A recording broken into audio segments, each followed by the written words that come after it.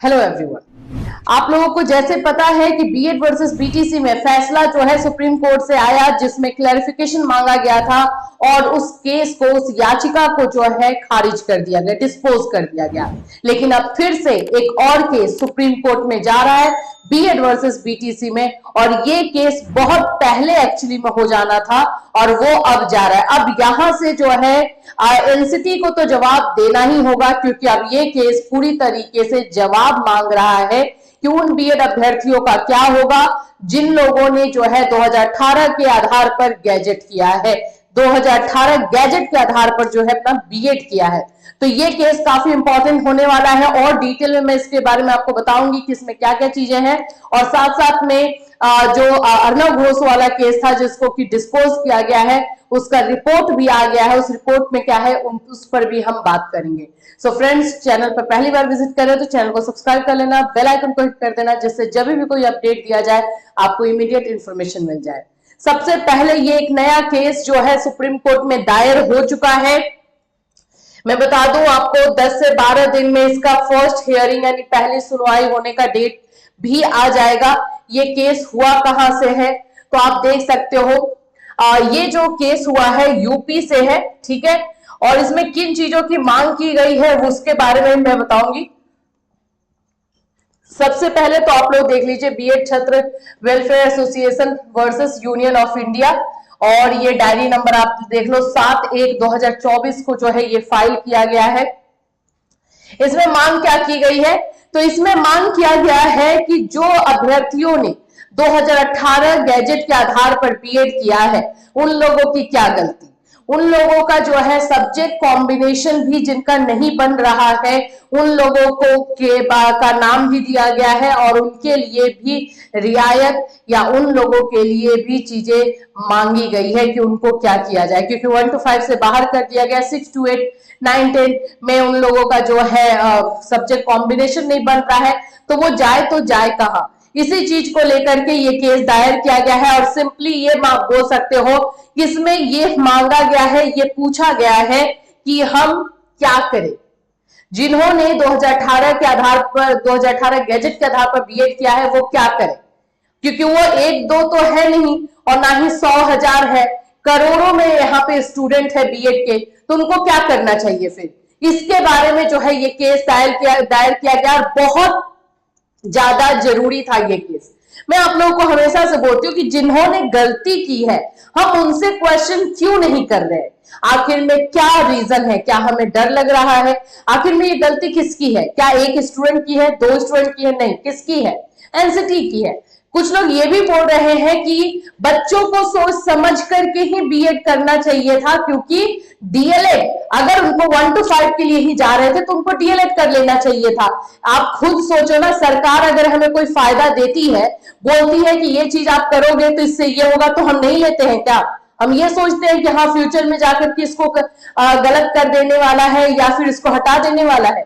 अभी NCT 1 year का BEd लेकर के आ रही है और जिसमें बता रही है कि पूरा 1 to 12 के बच्चों को पढ़ाया जाएगा, तो हम नहीं करें, क्योंकि एनसीटी के ही जो चेयरमैन थे उनका ये बयान आया था कि एक इंसान जो है, एक टीचर कैसे क्लास 1 के बच्चों से लेकर के 12 तक के बच्चों को पढ़ा सकता है, तो फिर तो हमें नहीं करना चाहिए। फिर अगर हम नियम जो बना करके वो दे रहे हैं उस नियम के आधार पर, जाहिर सी बात है कि उनको अगर वो पावर दिया गया है, वो रिस्पॉन्सिबिलिटी दी गई है, तो वो उसी के आधार पे बना रहे हैं। तो हम एज अ कॉमन मैन और हम तो यही सोचेंगे कि हाँ नियम बना है तो उस नियम के आधार पे हमें काम करना है। और जहां पर 1.5 लाख 2 लाख लगा करके सिर्फ 1 to 5 में मैं वहां पे एलिजिबल हो सकती हूँ, अगर 1.5-2 लाख लगा करके मैं 1 से लेकर के 10 तक के लिए, 12 तक के लिए एलिजिबल हो सकती हूँ, तो मैं क्यों ना करूं, कोई भी करेगा।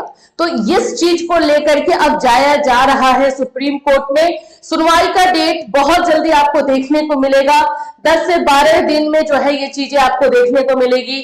यहाँ पर आपको दिखाई देगा कि कौन कौन से लोग जो है रखा गया है रिस्पोंडेंट में, दिखा देती हूँ मैं आपको। देखिए इस रिस्पोंडेंट में किन किन को रखा गया है, तो यूनियन ऑफ इंडिया डेफिनेटली है ही, the secretary ministry of education ये रहेंगे, national council for teacher education NCT को रखा गया है, ये बहुत ज्यादा जरूरी था, और केंद्रीय विद्यालय संगठन केवीएस को भी रखा गया है, और बहुत जरूरी था ये चीजें करना। देखो, मैं ये नहीं बोल रही हूँ कि हम बीएड के लिए लड़ रहे हैं या हम डीएलएड के लिए लड़ रहे हैं, हम इसलिए लड़ रहे हैं कि गलत हुआ है।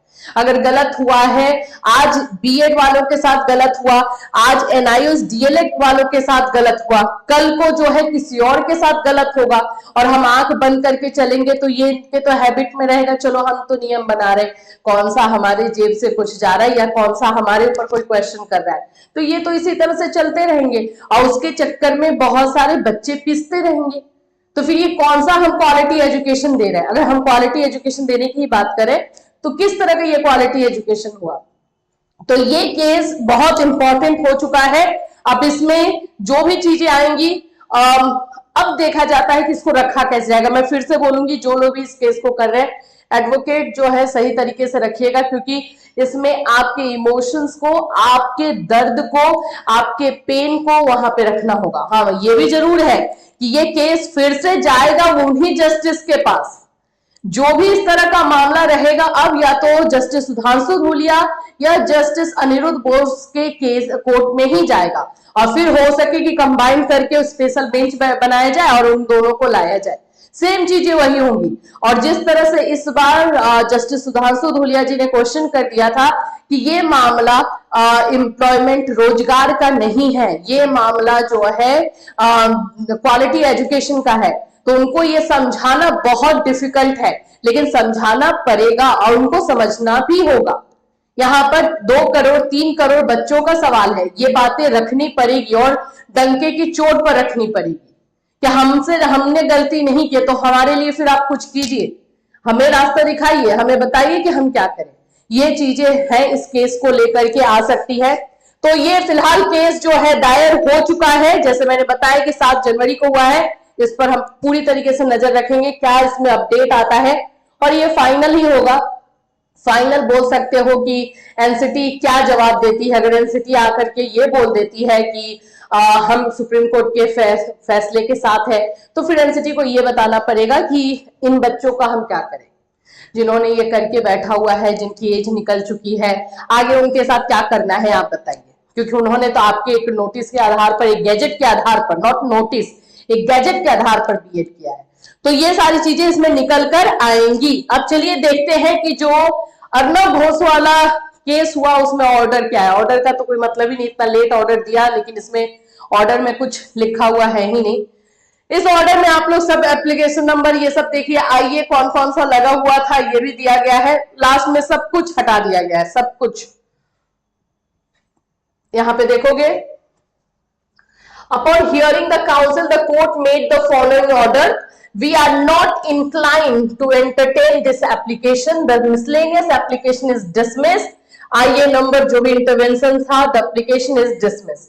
तो इसको तुरंत एक ही लाइन में, 2 लाइन में जो है खारिज कर दिया गया है, डिस्पोज कर दिया गया है और इसमें जिस चीज की मांग की गई थी वो भी एक तरह से खारिज हो चुका है। तो अब इसको दूसरे तरह से नहीं ले जाया जा सकता है, ये क्लियर है। इस ऑर्डर का इतने दिनों से हम वेट कर रहे थे, इस 2 लाइन के लिए। ये चीजें तो वहां पर भी थी लेकिन डिटेल इसमें और कुछ नहीं। तो यही चीजें जो है आप लोग को ऑर्डर को लेकर के भी है। तो अब दूसरे तरीके से जो है बातों को ले जाया जा रहा है सुप्रीम कोर्ट में बीएड वर्सेस बीटीसी के मामले में। इससे रिलेटेड कोई भी अपडेट होगा डेफिनेटली हम आपको इस चैनल के माध्यम से इन्फॉर्म करेंगे। Till then take care.